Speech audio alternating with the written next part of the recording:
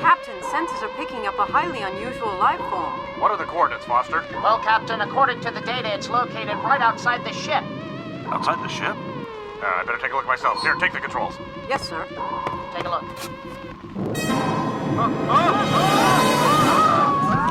Bill Nye the Science Guy. Bill Nye the Science Guy. Bill Nye the Science Guy. Science rules.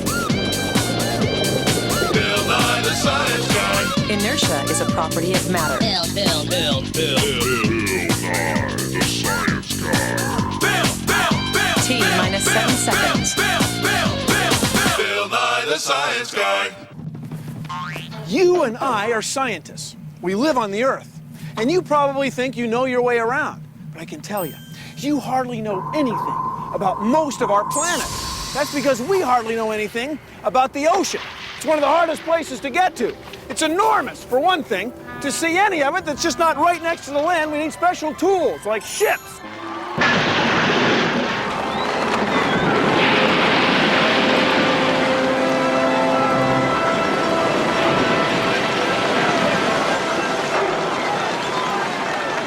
The ocean goes a long way out and a long way down!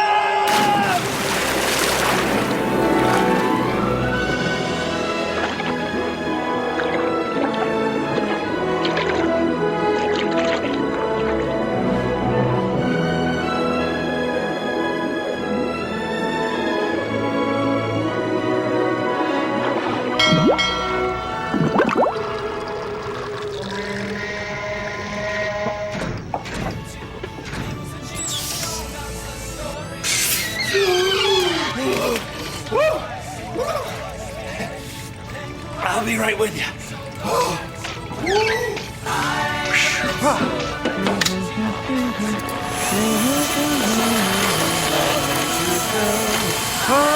Calypso, I sing to your spirit, the men who have served you so long and so well.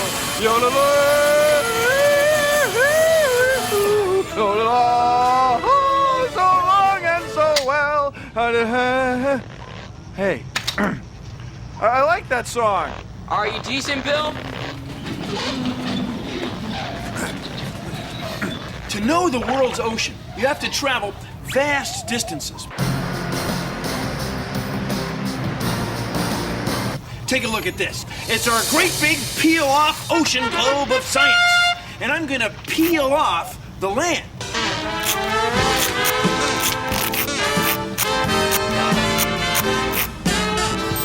You can see it's mostly water. It's 2/3, 71% covered with ocean. And if we include the rivers, lakes, and streams, it's 3/4. 75% of the world is water. 2/3 ocean, 1/3 land. Now, our first tools for ocean exploration were boats.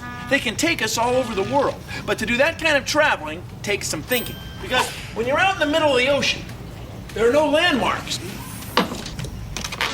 There are no great big trees to help you figure out where you are. It's easy to get just plain lost. Well, we can't see most of the sea. It's below the surface.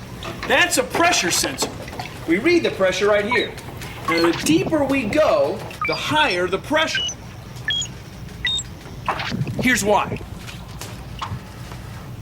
Let's say the string is the surface of the ocean, and these scales are at the bottom of the ocean.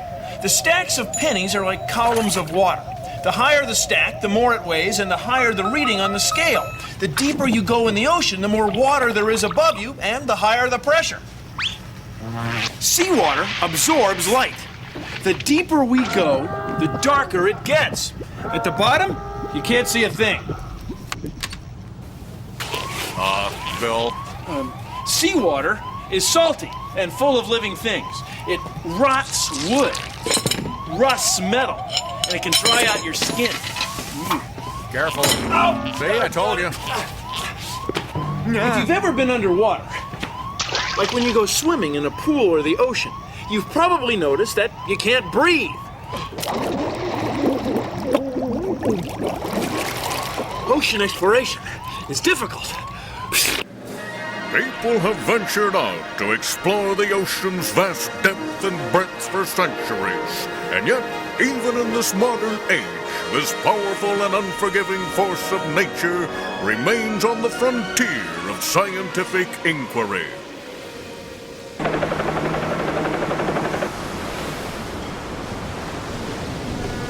We're right here, right on the edge. See, this is Land's End, where the land stops and the ocean begins. So you can go back that way, thousands of kilometers. You'll see lots of roads and buildings and lots of other humans. But if you go that way, thousands and thousands of kilometers, you won't see anything but ocean. Most of it is unexplored. See, all of this right here is all of that right there. For thousands of years, humans have endeavored to explore beneath the surface of the ocean. The most direct way to study the sea has been to dive right in and explore. Oh, but people are not fish.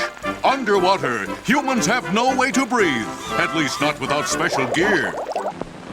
This is a snorkel. It allows you to breathe with your face underwater. And you might think, why not just get a really long snorkel and dive as deep as you want? Well, it doesn't work because the water pressure on your chest is higher than the air pressure above the water. And the air won't make it down the tube no matter how hard you breathe. Roll that tape. Bill Nye, the science guy, now is suited up and is lowering himself into the water, equipped with a 3-meter snorkel through which he is attempting to breathe surface air. He's actually trying to breathe. No, wait a minute, he's signaling no air. Yes, that's what he's saying. So humans invented this, the self-contained underwater breathing apparatus, or scuba. It uses very high pressure air from this tank and a special valve that lets just the right amount of air into your lungs so that you can breathe underwater. Roll that tape. Underwater and breathing normally, our brave explorer can swim with the fishes, commune with the natural wonders of the sea. The daily goings-on beneath the surface are at his fingertips. Unfortunately, humans must realize that life underwater is not without its dangers. Life forms well suited to this mysterious environment can pose problems. Ocean exploration continues to be difficult. The ocean is a harsh environment, an environment that humans aren't too well suited for. So to explore the ocean, we need machines, big machines, ships.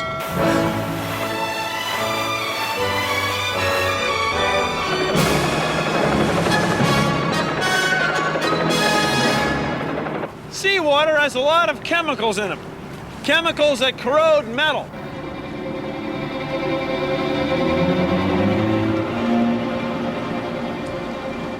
So every once in a while, we have to haul a ship completely out of the water to get it completely clean.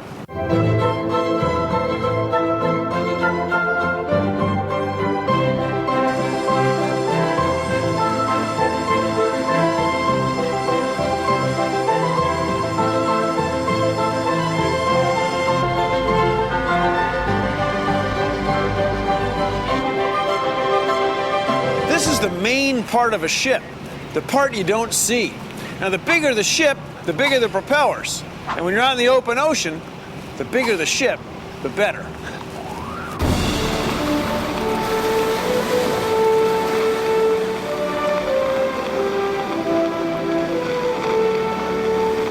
You might think that the bottom of the ocean floor is just a flat, rocky bottom, like at the beach, right?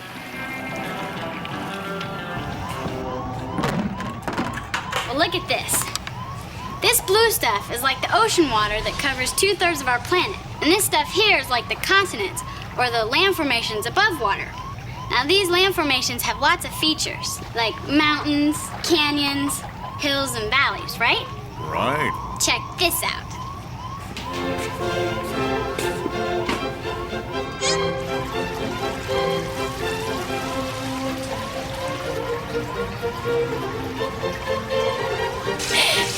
It's working!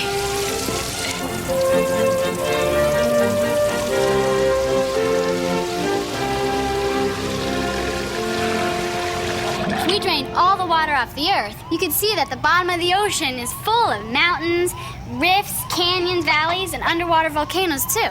It's a beautiful landscape. I mean, seascape. I mean, ocean, floor, land, underwaterscape. Anyway, it's always there. You just can't see it. Right. The bottom of the ocean is hard to get to, so how do we know what it looks like? Well, scientists used to drop a weight on a rope or a chain from a ship at the surface. By keeping careful track of how much rope or chain was needed to reach the bottom, scientists could measure the depth of the water. Then, by keeping track of the depth at different parts of the ocean, we can make a map, like this.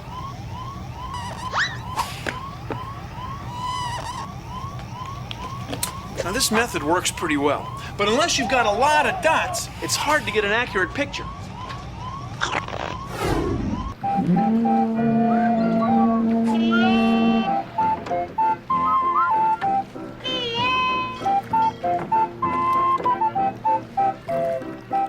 Nowadays, scientists use echo-sounding equipment instead of weights. By sending pulses of sound toward the bottom and timing how long it takes for the echoes to come back, we can figure out how deep the ocean is. See, if the bottom of the ocean were shaped like my hand, with ridges and valleys like this, the echoes would come back more quickly from the shallower places, and it would take longer for the echoes to come back from the deeper places. See, it works kind of like this pin toy, with each pin representing a ping of sound. See, there's a picture of the ocean floor.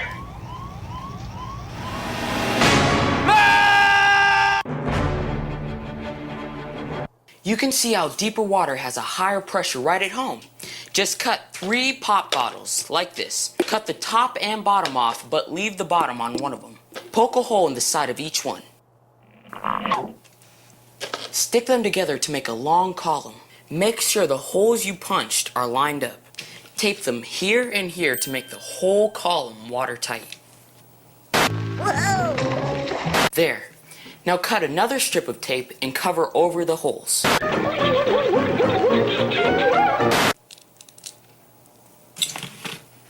There.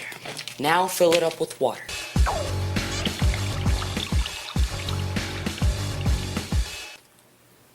There. There. When you're ready, pull the tape off the holes. There. See? The water comes out the holes. It shoots out the bottom hole the furthest because the water pressure is greater the deeper down you go.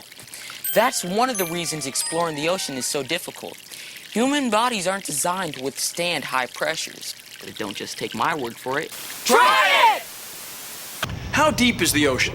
Is it as deep as, say, the Empire State Building is tall? Well, take a look.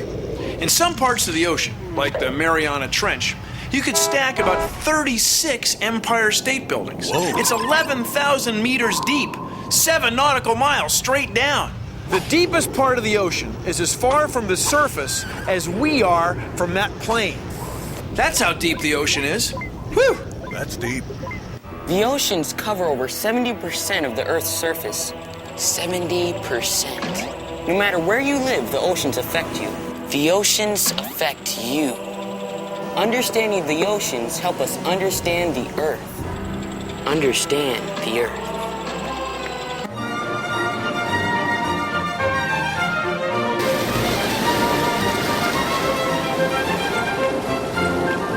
This is the Alvin. It's a submersible, as we call it in the ocean exploration biz.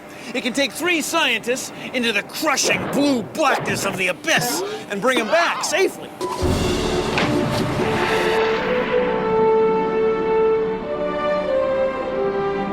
It's got very bright lights, cameras to record, and arms to reach out and grab stuff, samples we can bring back upstairs. It's cool.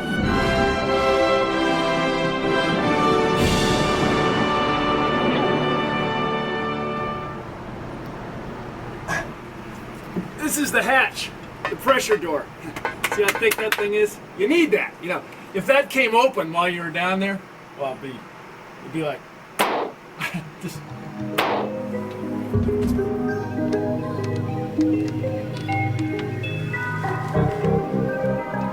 So, Steve, we're inside the ball here. inside the sphere here, yeah. It's titanium. Everything's titanium. It's about 2 inches thick, about 7 foot diameter. Huh. You take a lot of pressure. Yeah, we're designed to go down to 4,500 meters. That's about 14,700 some odd feet. How much pressure is on the outside? At that depth, it's about 6,600 pounds per square inch pushing in on us. That's over 400 atmospheres. Yeah, that's about right. Yeah. So if that hatch came open, I mean, that'd be bad. It'd just be like sort of a.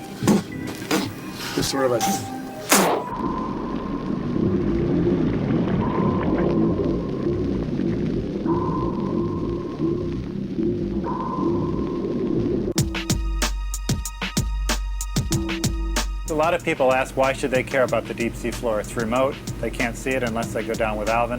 Well, it turns out that the solid sea floor makes up about 60% of the Earth's solid surface. It's really the largest ecosystem on the face of the Earth. Well, I'm a deep sea biologist. I'm interested in understanding how animals on the ocean floor make a living and how they interact with the sediments. And deep sea is an interesting system in that all the food that's coming down for these animals to eat is raining down from above, either as small particles or as big bodies of animals like fish and sharks and whales that then provide food for animals on the sea floor. The deep ocean is a difficult environment because of high pressure, low temperature, corrosive nature of seawater. One of the ways we deal with this, of course, is we go down with Alvin and we look out of the window or the porthole of Alvin. It's quite surprising. You go down in this elevator all the way down to the bottom of the ocean, but you only have 3 little holes that you could look out and see things on the bottom.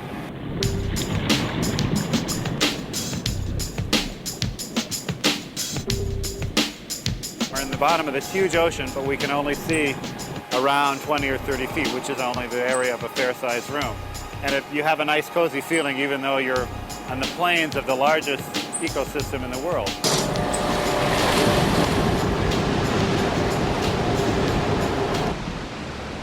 This is Jason. It's an ROV, a remotely operated vehicle, a robot, and it's been to parts of the Earth that no human can ever go.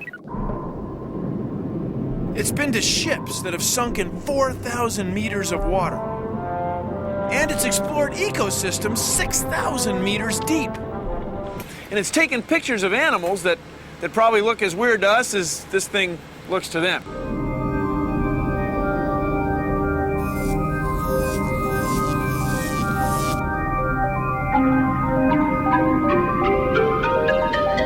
The whole thing is connected to the surface with this.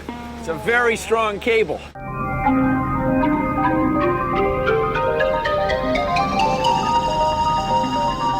Scientists up in the control room use this to control the lights, the cameras, and the thrusters.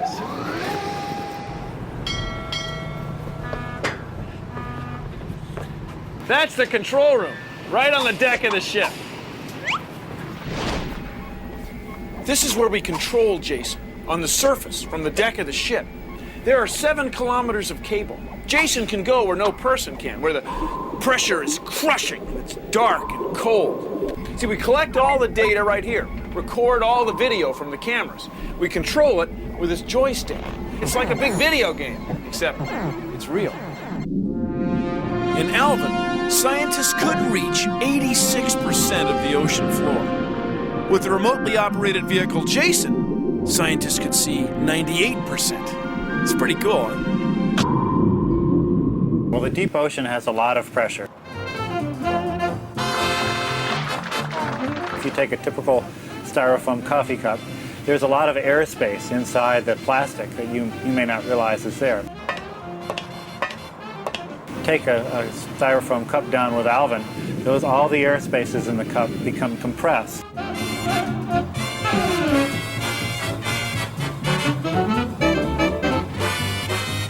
We don't have a lot of air spaces in our body, so we wouldn't get compressed like the cups, but our physiology would stop working and our eyes would probably bug out and we wouldn't be very happy for more than a couple of seconds. I'm getting a headache. Oh, fix your headache. Oh!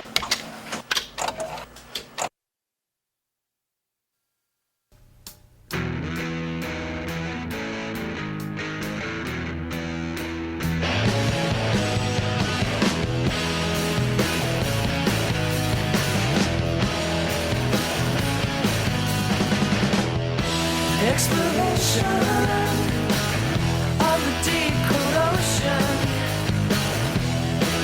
Information, it's an age-old notion. 2/3 of the planet's underneath the salty sea. Getting down below the water, it ain't easy, don't you see?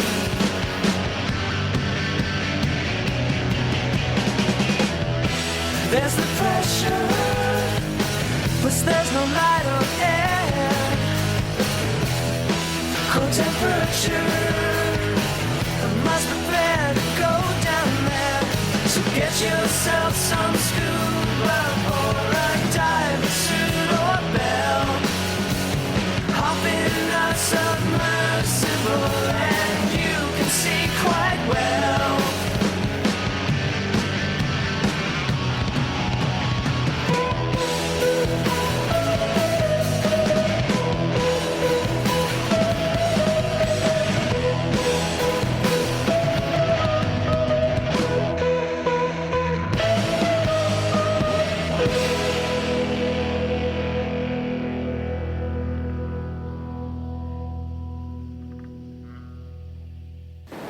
Well, that's our show. Thanks for watching. If you'll excuse me, I've got some ocean floor bioenergy flux to figure out. See ya! Produced in association with the National Science Foundation. Now, you may have heard that we know more about the surface of the moon than we do the bottom of the ocean. Well, it's true. Getting to the surface of the moon is a piece of cake. I mean, it's 400,000 kilometers of nothing. A few $billion, and you're there. To get to the bottom of the sea, that's a whole nother thing, okay? First of all, just to go down 10 meters. I mean, there's more pressure difference between the surface of the Earth and 10 meters down than there is between the surface of the Earth and the surface of Mars. So if you even get started down, you need all kinds of pressure hulls. Okay, you gotta have things that can withstand crushing pressure. And then the stuff's got to be corrosion resistant. You know, salt water just eats away at everything, including you and me. And you know, another thing, you got to take air. That's right. You can't breathe down there, or you got to build something that doesn't need to breathe. And everything has got to have lights, bright lights. It's dark, it's cold, it's the sea.